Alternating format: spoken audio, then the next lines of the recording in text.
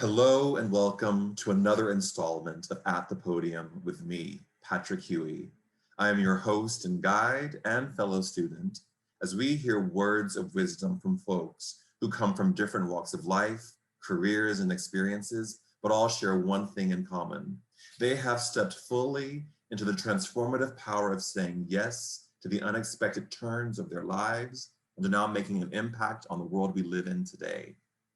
At the Podium is the intersection of art and culture and big thoughts wrapped in good old-fashioned conversation. Today, I'm thrilled and humbled to welcome Claudia Zelevansky to the podium. Claudia Zelevansky has over 15 years of experience as a theater administrator, professor, director, and coach. She holds a Bachelor of Science from Northwestern University in Performance Studies and a Master of Fine Arts in Directing from the Yale School of Drama. Over the course of her career, Claudia has held administrative posts at numerous arts and culture organizations, including Manhattan Theater Club, Dallas Theater Center as Associate Artistic Director, and Martin Vinnick Planning for the Arts as Senior Associate, where she worked on a wide range of domestic and international museums, theaters, schools, and arts districts to improve planning, programming, and overall solvency. She has taught acting and directing across the country at places such as Yale University, Sarah Lawrence College, Northwestern University, CUNY's Queens College, Bard College, Cal Arts, and at Oberlin College, mentoring thousands of students. Claudia's directing work includes more than 35 productions in New York City and across the country, including Manhattan Theater Club, The Flea, the Public Theater, the Alliance Theater in Atlanta, and Dallas Theater Center. As coach and proprietor of CZ Coaching, Claudia specializes in helping professionals of all kinds grow as presenters, speakers, and communicators as she continues to work with actors of all levels. Currently executive director of the Mercury Store, a new laboratory and development center for directors located in Brooklyn, New York, Claudia has the great pleasure and challenge of building an organization and a new model of artistic advancement from the ground up. Hello, Claudia. Hello, I feel like I need to edit that. You've done so much and it's so rich, it's so varied, I love it. I wanted to talk to you because I wanted to hear about the Mercury Store and the work that you're doing there, because I think it's really, really transformative. And I think what you guys are doing in Brooklyn is actually changing the face of how art is actually made. So I would love for you to tell us what the Mercury Store is and how it all came into being. Definitely. So the Mercury Store is brand new, and it is the brainchild of a very close friend and colleague of mine, as well as of Patrick's from graduate school, our friend Will Freers. Will and I were in the same class of directors at Yale together, and we were sort of inexplicably like siblings almost immediately. So Will came up with this idea for the Mercury Store when he was experiencing, and I think he would use these words too, a kind of deep dissatisfaction with his own situation, his own work as a director. There's lots of things that are difficult about being a theater director, which we can certainly talk about. But in his particular case, he found himself with both the logistical challenges of being a parent and wanting to be home for his kids. Being a theater director tends to make you an itinerant worker. You move around and work in a million different places. But I think even more so, he was looking for a way to do work that felt meaningful for the field. And so he started to consider, well, what if there was a place where directors could come or choreographers could come, just like there are places that writers go on retreat, like the MacDowell Colony, places like that, where people go to work without the pressure of and the limitations of product. And so, as we always say with the Mercury Store, we've replaced the pressure of production with the pressure of excellence and innovation, in the sense that what we really are trying to do is figure out how to build an environment in which people are resourced in all the ways they need to be resourced, which means concrete resources, emotional resources in terms of support, and are encouraged and pushed to go as far as they can possibly go in their work. So the idea was Will's. He worked on it for many years before I was involved, and in fact, um, we were supposed to launch basically the week that we all went into shutdown for COVID. And we had our full season scheduled, contracted, planned. And it's it's a although nobody would have ever obviously picked that for any of us in any context, it's been a very interesting experience going through a year with the company without being able to activate some of the programs, most of the programs we were intending to do, because as the world has changed through COVID and as artists have been profoundly, maybe more than any other um, professional group, just well, and restaurant workers probably too, just devastated by COVID, we've had to really, again, re-ask ourselves the question, how can we serve this community? Like what does the community need now that it needed a year ago, and what are the new things that it needs that it didn't need before? So it's a disruptive organization because I think you're removing some of the sort of financial burdens that artists face when they're creating a piece of work. Um, so you're really disrupting a very established pedagogy and belief around how art is made, particularly theater, because you're in New York and dance and things of that nature. So talk to me about that concept and idea of disruption, and if you guys knew it was there from the beginning, and how the academy is responding, because we come from the academy. We were nurtured in the academy, and here two very successful people out of the academy are saying there's a different way. I do think it's disruptive. I think that even though it is a generous structure in that it's there to support artists and it's there to support them financially. And one of the things that was super important to Will from the get-go is that people got paid living wages no matter what, and all of these things that sometimes are very hard to come by in the arts, even at a very high level. It is disruptive because it sort of names this thing that you're not really supposed to name, which is that the theater isn't working.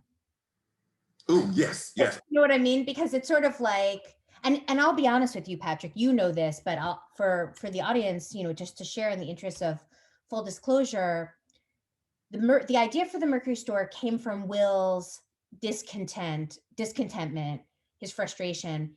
My decision to come on board when he offered me the opportunity, which was obviously I was super honored, also came out of a deep sense of conflict and frustration around the field. So I would probably describe the types of our discontentment and the nature of it as being different, but ultimately we were both driven to this opportunity out of a kind of discord, out of a kind of disruption that we were looking for.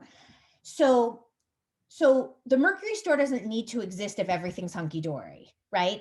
If artists are getting the developmental support that they need, if theater artists if directors have enough time to direct plays, if there's enough money to pay people so that they don't have to be literally working 7 days a week so that they're not in financial duress all the time, the Mercury Store would be nice, but it's not necessary. But in fact, what we know is that not only is it necessary in those ways, but also that the way that things are done, like you're saying, like in the academy and in the like establishment, are these kind of hamster wheels of ways of working. So like, even though you're there to do something artistic and creative, which often by its nature has sort of elliptical patterns as opposed to straight lines, you're supposed to be in rehearsal for 4 weeks, you're supposed to be in tech for 1 week, you're supposed to, you go in these very prescribed ways, and it does not make most of the time for great work because it doesn't allow for any flexibility. And that's not one person's fault, that's not the academy's fault, that's not the establishment's fault. It's the very complex result, or the result of a very complex series of obstacles that the arts always face, which is like financial, like lack of finances, um, it being something that's being a culture that's always relied on patronage, on financial support. It's, every museum in the world, is buoyed by financial support.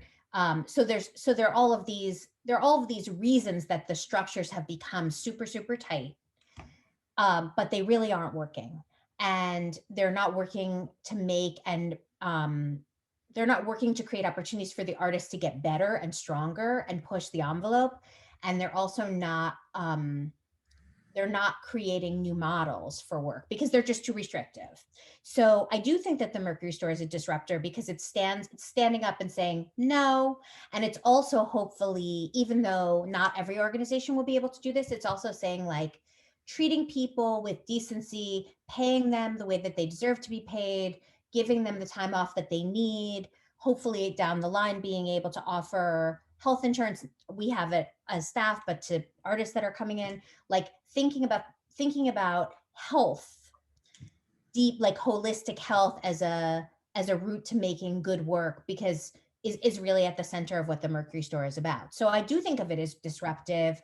And I think Will feels, and I certainly am way on board for this, that he is hoping that that as we grow and as we are more established in the field, that that's the wrong metaphor, but we develop a certain amount of muscle in the field that would enable us, for example, to go to the unions, the actors union, the directors union, et cetera, and be like, we need to talk about how to make some changes here. Like, your people are not getting what they need. So there's a bunch of different ways in which we're thinking about how we can be hopefully disruptive in the field.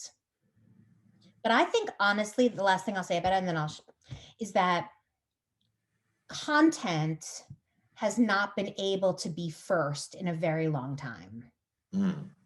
And I don't live in a dream world. I know that will always be other factors in the market, and there should be. It's not, we have to live in reality, but the Mercury Store is an opportunity to put content first in a way that just has not been possible for a long time. I think something that you said that's really profound to me is that the birth of the Mercury Store was born out of a discordant feeling that Will, and that many people that we know have had as it relates to how we make art, how we make meaning out of a narrative, that type of thing. You've had a very spectacular career as a theater director. You were part of an excellent graduating class of directors who've done amazing things in their lives. And part of what we talk about here at the podium are people like yourself who were on a very clear trajectory, which when we're shot out of the Yale School of Drama, you're shot in a very clear direction. And at a certain point, you said, I'm gonna go in a different direction. What was that? What caused that transition or that discordant feeling? And how did you reconcile that in your mind in terms of, I've been prepped, trained my entire life to do this, and now I'm going to go. And you're still within the conversation, you haven't left the conversation, but how you're interacting with it has completely shifted. So Totally. That process? Totally. First of all, I want to say I really appreciate that question, because it's easy to look at somebody else's life, or to think backwards sometimes to your own life and think, oh, well, of course, A led to B led to C. But in fact, in the moment for me, it was an extremely difficult process. It was a very painful process. And also, I think it was, even though in the end there was a kind of catalytic break, which I'll tell you about, I think it was a long time coming too. I think the simplest way I can say it is that after we finished at Yale, I had an opportunity, which was a great, great, great opportunity, to go to Dallas to be the associate artistic director at Dallas Theater Center, which is like the big regional theater there, the big, like, flagship theater. It was a great experience for me. Loved my job, learned a tremendous amount, and realized that one of the logical routes that I could go professionally was to become an artistic director. And for those of you guys who don't work in the theater, those are not always filled, but often filled by directors who both lead the artistic practice and vision for the institution, but they also direct plays. And I knew that that was something that was possible for me. And I had a couple of bites on things while I was in Dallas, and all of them were, and this is also very common, in very far away or odd places like Alaska. There's a really cool theater in Alaska. And I didn't know at the time whether it was not right for me because it was always going to be not right for me, or if because I had just lived in Dallas for 3 years and it was right after 9/11, and I just felt like maybe didn't want to be that far from the places that I had grown up. But I knew at that moment, at least, that I didn't feel that I could go that path. So I asked myself, okay, well, what are some other versions of being a director that might be better for me? And I thought, well, I love teaching. I've just started teaching. Maybe being a professor in addition to being a director is the right thing. And I ended up going to Oberlin, which I loved, and teaching. And I absolutely fell in love with teaching, especially at the college and graduate level. And then I realized that if I was going to be a full-time professor, probably I was going to also have to live somewhere, at least to start, very unusual. And I don't want to sound provincial because I actually love living other places, but in both cases, I sort of gathered a certain amount of information and it was almost right, but it didn't, but something was a little bit strange. Anyway, went back to New York, which is also where I'm from. And for the first time in my life, I lived a life just totally as a freelance director, which, like, when you're watching a movie and you're watching like a director going to rehearsal, like that's basically what I was doing. And I was also teaching on the side. And it went well. And I was so unhappy. Hmm. And at that point, I had tried enough different ways to come. I mean, it hadn't been that long, but it had been enough years and I had tried a bunch of different ways to imagine putting it together, putting a life together for me as a director that would be okay for me. And, whether it was the artistic director route or the academic route, or in this case, the like, I'm just a director and everything else comes second to that route. And I realized, if things had been going horribly and I was sad or depressed or worried all the time or whatever, that would make sense. But when things are going well and I'm still struggling so much and I know I'm unhappy, I have to face it. Something is wrong. Yeah. And I spent a year um, struggling mostly internally. I was very ashamed, I think, in certain ways of talking about it because so many of my peers were in the theater, and I think I was afraid to tell people, but also I didn't want my discontent to infect them. I didn't want them to feel like it was a value judgment. I just didn't know quite how to talk about it. And all I ultimately realized was that I wasn't sure, and it's really upsetting, but I wasn't sure if I believed anymore. And the thing is about the theater, or about all art forms, I'm guessing, and Patrick, I think you can relate to this. You have to believe. And I don't mean you have to believe like in some formal way, but it's a very it's a job that requires so much of you, and it usually doesn't have the monetary rewards of more traditional career paths. So belief is part of what supports you. It's part of what buoys you. And I thought, oh God, like, if the metaphor that kept coming to my mind was, if I were married, I would, to the theater, which I basically was, I would say, like, I don't think I'm in love anymore. And I didn't know what to do. But I knew I needed to do something. And I had this feeling that I didn't want to leave the cultural sector. I wanted to stay in the art sector, but I just didn't know what it was. But I just felt like I had to do something. And I'll just say this very briefly, that my I started to look at opportunities that were in the cultural sector, but they were like working for the National Endowment for the Arts, or working at like I started to look into the policy side. I wasn't sure. And my sister, who is a very wise woman, she said to me, Claudia, you should just look and see if there are any graduate programs that do like art policy or art management. And I was like, I have been to graduate school. I went to a very good graduate school for which I'm still paying loans. Like I don't need to be going to graduate school. Yes. Yeah. And she was like, Claudia, just look because maybe just she just kept pushing. And Columbia University had a program. And I said, well, I'm going to apply, but I'm not going. And I applied and I got in and I was like, I got in, but I'm not going. And she was like, you need to shake up your gratitude a little bit there. Like, but anyway, the very short version is that I finally made a promise to myself that if I didn't have a good opportunity by the end of August, I would go. That basically I was like, I don't want to be in purgatory forever. And that's what happened. I had a couple of interesting leads on things. They didn't pan out. And so I committed to the promise I had made to myself. I started this program at Columbia and it changed everything for me. And the thing I'll tell you about it to anybody that's thinking about like how it did change things for me in a functional, concrete way, which is that I met a professor who became my next boss. So that's like a very concrete thing, huge. But you know what else it did? It gave me my mojo back because all of a sudden, having gone through this terribly difficult, mostly internal year where I just felt crappy a lot of the time and I felt disconnected from my world, all of a sudden I was back in school as a student.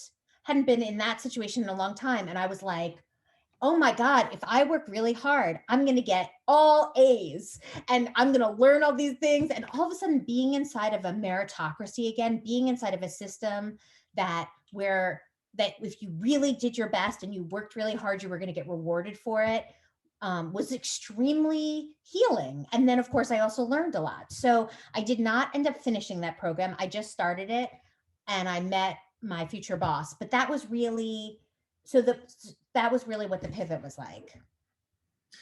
I want to talk to you, and you know Regina Bain Mhm, together, and she did an At the Podium with us mhm. as well. And she, like yourself and me and many other people that we know, had that moment of reckoning where you have to think, is what I'm doing not what I'm supposed to be doing, but is it filling the thing within me that I need to have filled?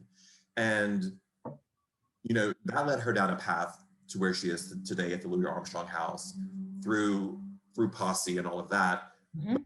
I have talked a lot about this idea of shame because I think when you come out of programs like Yale, there is an expectation, implicit and explicit, in what you will be doing and how your life will go. And as you start moving away from that paradigm, there is a lot of shame tied to, I'm turning my back on this thing that I'm supposed to be doing. Have I, and the shame is related to failure. Have I failed? At least for me, it was. And I think part of being able to make that shift that you have to make is that you have to get right with your own idea of shame and what that looks like. Because that's the piece that's literally holding so many people back. We live so much of our life in shame about our weight, about our skin color, about our sexuality, about what's in our bank account. And all those things are just straw horses that need to be knocked down, I think, at least. Um, so I love that you talk about that idea of shame, sort of how do you move past that into action? I think it's it's enormous. I know I definitely struggled. I felt shame about not wanting to do it anymore, right? About realizing it was not right for me. And as you said, I even used to describe it that year when I was trying to process everything and figure out the next step while I was sort of still directing, still doing all that stuff.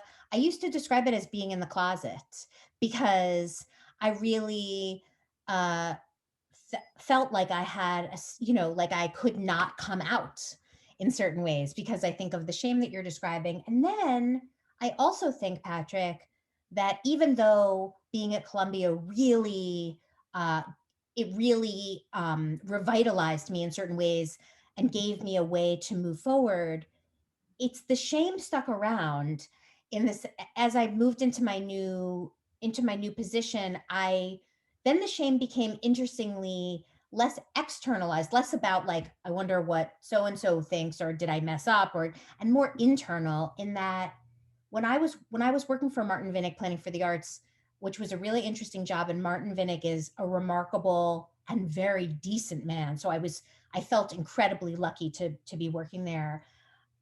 I also sort of knew that it wasn't quite the right. I knew that it was like the right next thing, but I knew it wasn't where I was headed, but I didn't know where I was headed. And I would definitely have these moments where I would think, have I just blown it? Should I have just cared less about financial security? Should I have just had a stronger stomach for constantly looking for work? Whatever the things are that the theater demands of you. I definitely still um really wrestled with a fear of wasting the opportunity that had been given to me. Mm. And so there was shame around like what will people think? Am I a failure? All the stuff that you're definitely saying. And then there was shame that was just about having had the great privilege of telling stories in the theater, like learning with very gifted people how to make work and tell stories, and having been given that opportunity. I you know as It was hard to reconcile that with a sort of more regular life in a certain way. I think that, people often ask, and I'm sure you get this too, I get it all the time, what was life like going to Yale? And people want that window into that process that you just described of creating story and creating art with phenomenally talented people, gifted people. I think that was the piece that I had to reconcile, was letting that go. Because in the pedestrian movement of life, you don't run into that level of engagement.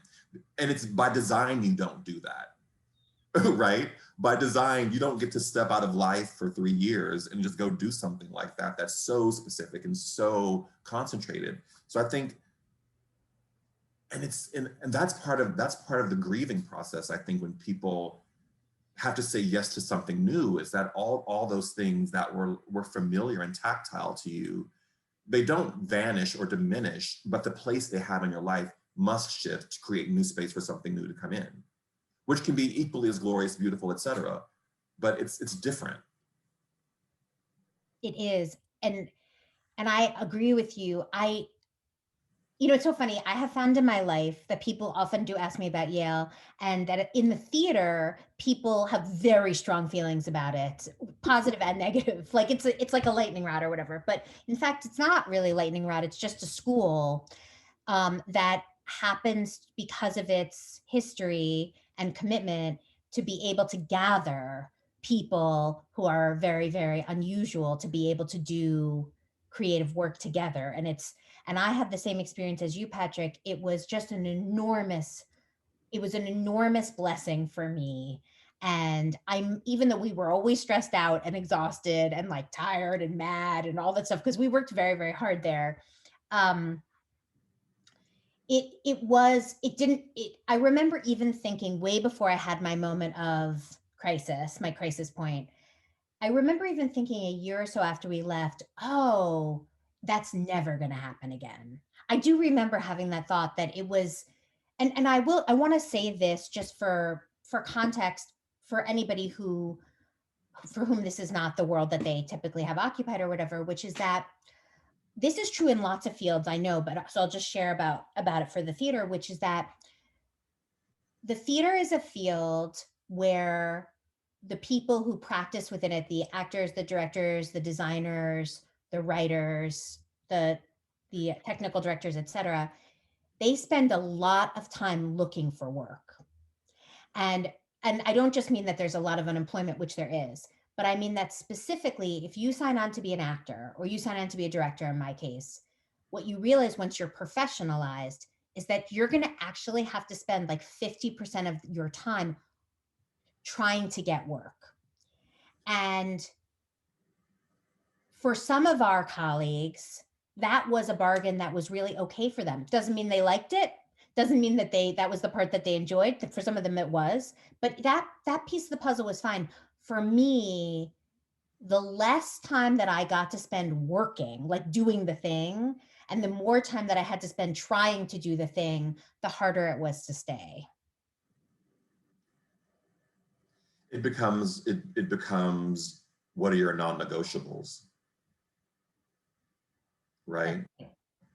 That's right. And everybody's are different. And one thing that I always say to young artists that I have taught or that I'm working with is do not be ashamed of the things you need, because the straighter you can get, the clearer you can get about the things you need, and the less judgmental you can be about them, the happier you will be. You know, if you're somebody who needs, which for me was true, if you're somebody who needs a degree of financial security in order to feel capable of being in the world and being able to do my very best, that's fine. There's more than fine. And if you're somebody who needs to act every day more than they need to eat fresh food, or whatever it is, or go on vacation or whatever, that's also good. But knowing your non-negotiables, to use your phrase, and being willing and accepting them is everything. How did you come from a family of artists. Your mother had a very significant career in the modern art world. You're Mhm. very, very celebrated artist, professor. Your sister writes novels. Mhm. It's in your DNA. How did that DNA support and buoy you and guide some of the choices that you've made in your life? The number one thing is, because I think my parents would have been delighted if neither of us had gone into the arts and humanities, because obviously it's hard, right? It's not, they lived in they were living in the reality of it, so they know, right? So, but I would say, like, I can't ever underestimate the fact that I lived in a world in which my home was filled with art and ideas, and that it was completely normal to be working on things and thinking about things. And even, my dad had a studio, like a small room that was his studio in our apartment that we lived in for most of my childhood, like from the time that I was 9 until I went to college. And it was when we were little, my mom said we would come home after school or whatever, and we would sit and draw on the floor of my dad's studio while he was working on something or whatever. So I think, like, it just was normalized for me and for Nora, my sister, in a way that no doubt made a really big difference. And there was and there continues to be, in a way that sometimes we even make fun of, me and Nora, a profound emphasis on the world of arts and ideas, and, like, what are you working on, what are you making, not, and not at all in a, not about, like, who's showing you, not the, like, career side of it, but really the, like, what is the thing you're doing, what are you making, what are you thinking about. So I know that I definitely grew up feeling like that was normal, and that I should be thinking about what I was making all the time or whatever. And neither of my parents were interested in the theater. So maybe it was a space that was, like, available, and it was open, it was an open space. Um, I definitely think that I understood, because of my parents, that there was very little fantasy attached to the arts for me, because of having grown up in it and because of my parents.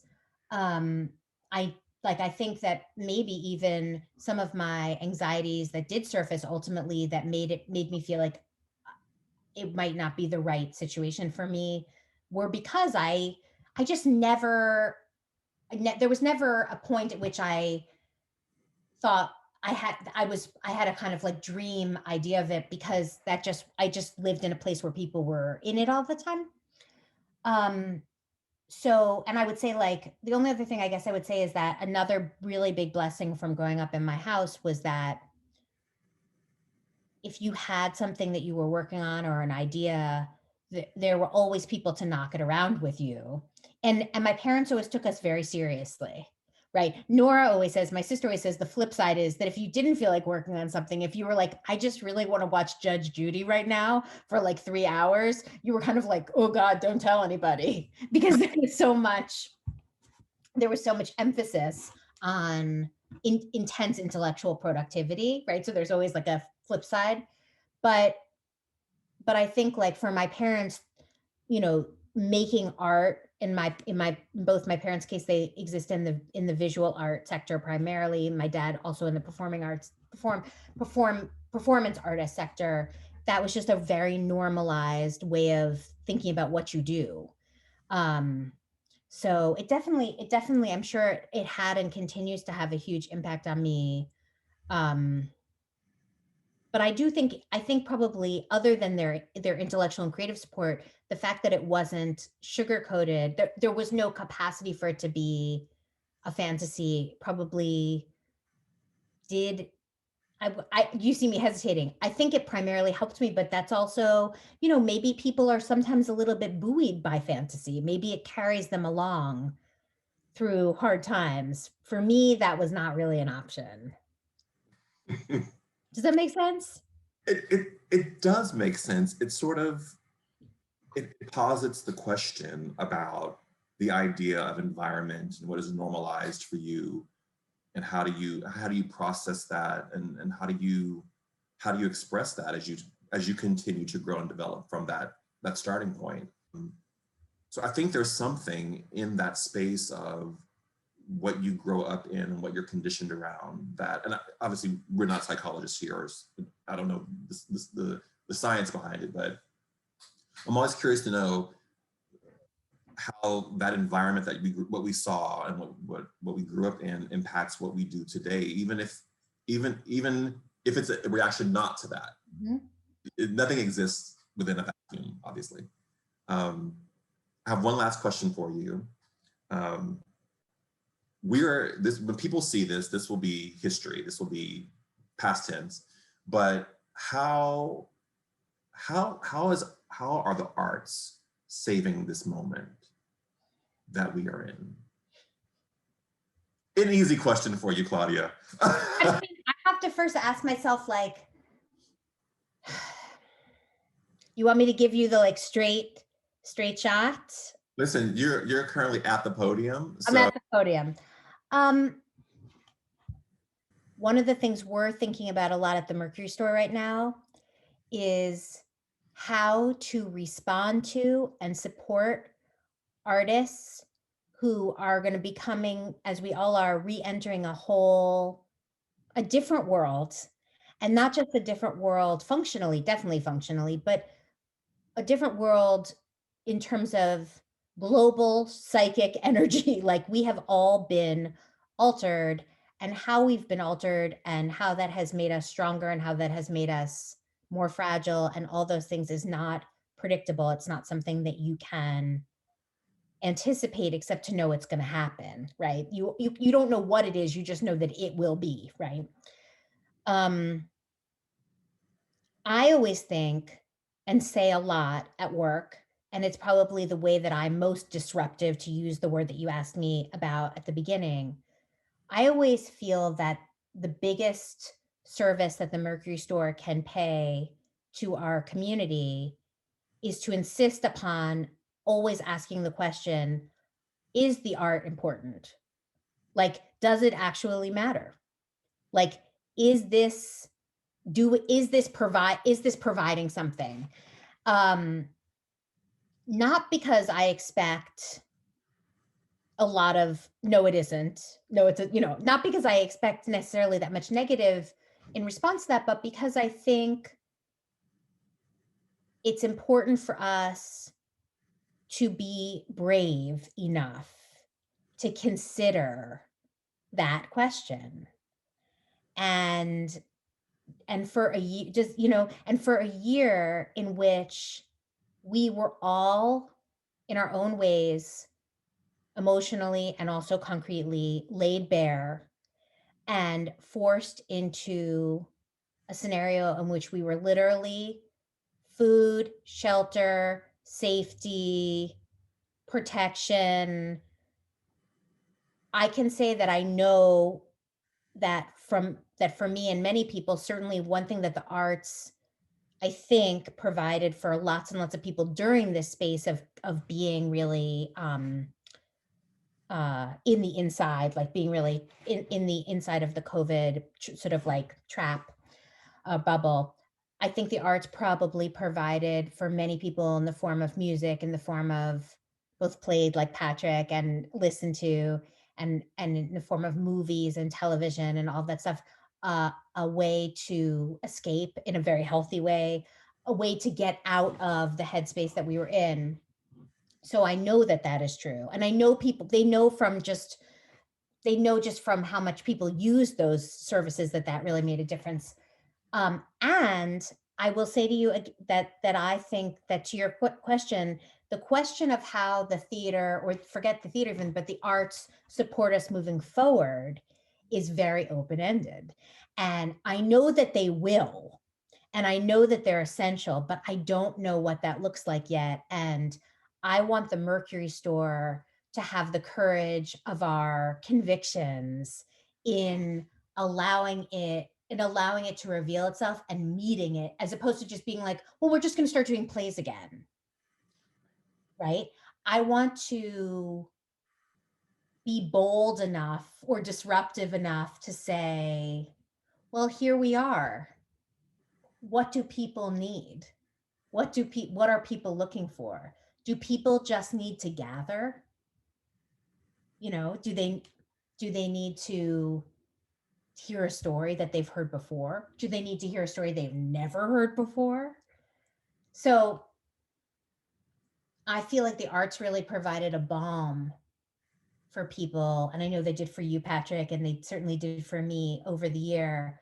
And the future is unwritten in this regard. And and maybe the deep disruption of this year, as scary as it is, will provide an opportunity to shake off old expectations. You struck a chord in me when you asked the question. Basically, is it relevant? Be brave enough to ask, does it matter?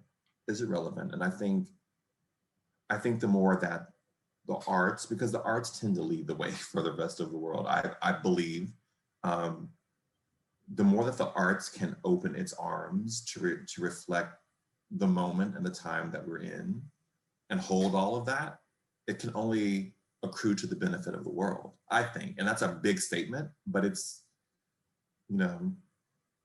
Can I say one last thing? Is that okay? All right.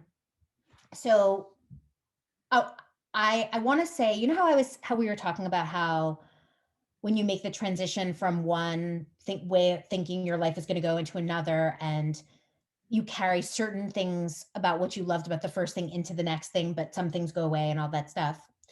In the last couple of months, I'm working normally, you know, full time, but I have more time on my hands than I normally would because of COVID, because we can't do certain things, and also because we're home all the time, except not for you, Patrick, but for most of us, we're home all the time. So I started to learn everything that I could about the New York City and New York State vaccination structure to help people get vaccination appointments. And the reason why I did that is because when my parents were eligible, I was obsessed. I was like, they will be getting vaccinated immediately. And I went crazy. I was a crazy person. And I like learned the whole system, and I spent 14 hours on it, and I got them appointments and I got them vaccinated. And then I just had this moment where I thought, like, this is a crazy Byzantine system. People must need help. And so for the last 3 months, I've been volunteering on various sites, booking people, mostly seniors or people who are not tech savvy or whatever. And the reason why I mention it is because it reminds me of the theater in one very particular way. Like it hits a spot that for me, I guess, always wants to get hit, which is connection. So I don't know these people. Most of them, I don't even know what they look like, but I communicate with them. Sometimes it's over email, sometimes on the phone. They're giving me these pieces of information about their lives. I'm taking them, I'm trying to find them something that works for them. I'm bringing it back to them. But mostly what we're having is this kind of very abbreviated, but very intense human connection. And I realize that that's partially why I keep doing it, because it makes me, it simulates that same experience of connecting. Gosh. Claudia, thank you. Thank you so much. Thank you so much for your time today and your willingness to share your voice and your wisdom with us. I am beyond grateful that you joined us here at the podium and shared your thoughts with us. So thank you so much. To those of you who are watching, we all have a voice, so use yours wisely.